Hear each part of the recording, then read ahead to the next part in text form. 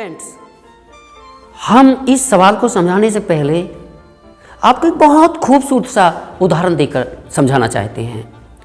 मान लीजिए हमारे पास 2 ओम के 2 प्रतिरोध हैं, एक 2 ओम का ये है और एक 2 ओम का ये है।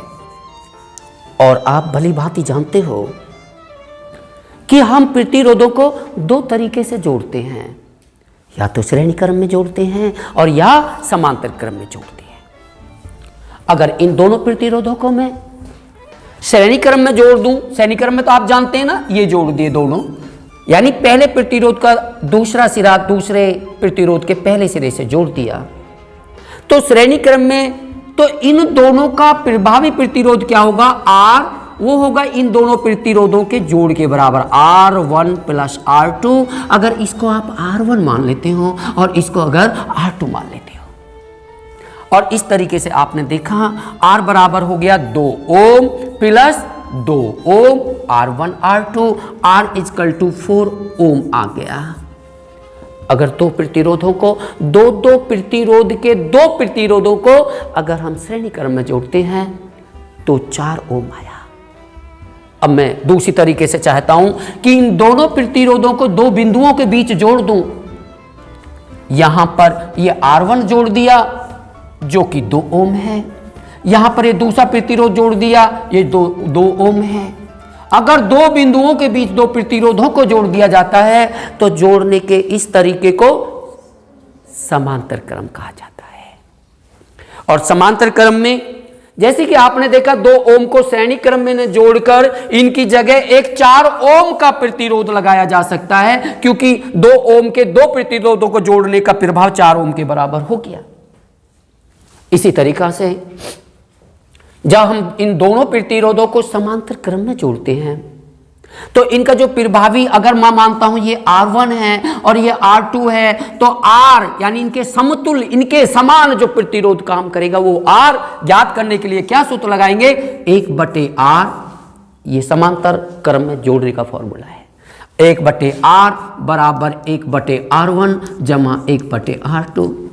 यहां R इन दोनों R1 और R2 प्रतिरोधों का के समतुल्य है। और जब आप इनको हल करते हो तो 1/R बराबर 1/R1 की जगह 2 ओम हो गया, प्लस 1/R2 की जगह 2 ओम हो गया। हर बराबर है यहाँ पर, तो 1/R बराबर हरों को कभी नहीं जोड़ा घटाया जाता, केवल हर एक जैसे करने होते हैं। अगर दोनों हर एक जैसे हैं तो ऊपर वालों को जोड़ दिए, 2/2 हर है, 2 को लिख दीजिएगा। 2 1 जा 2, कैंची की गुना तिरछी गुना करें तो R कम R बराबर 1 ओम आ गया। आप कह सकते हैं कि इनको हम समांतर क्रम में 2 प्रतिरोधों को जोड़ने से 2 के, इसकी जगह हम 1 ओम का प्रतिरोध लगा सकते हैं। ये 1 ओम का काम कर रहा है।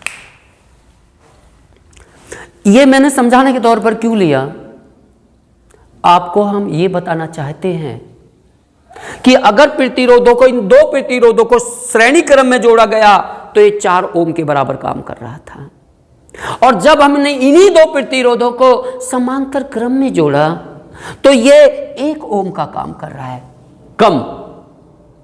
तो यहां से स्पष्ट हो जाता है कि अगर प्रतिरोधों को श्रेणी क्रम में जोड़ा जाता है तो समतुल्य प्रतिरोध का मान ज्यादा होता है, और अगर हम प्रतिरोधों को समांतर क्रम में जोड़ते हैं तो कुल प्रतिरोध कम हो जाता है। यहां पर इस उदाहरण के साथ मैं बता सकता हूं आपको, इस सवाल को मैं बता सकता हूं। मैं इसे मिटा देता हूं क्योंकि मेरा जो मकसद है वो इस सवाल को बताना है।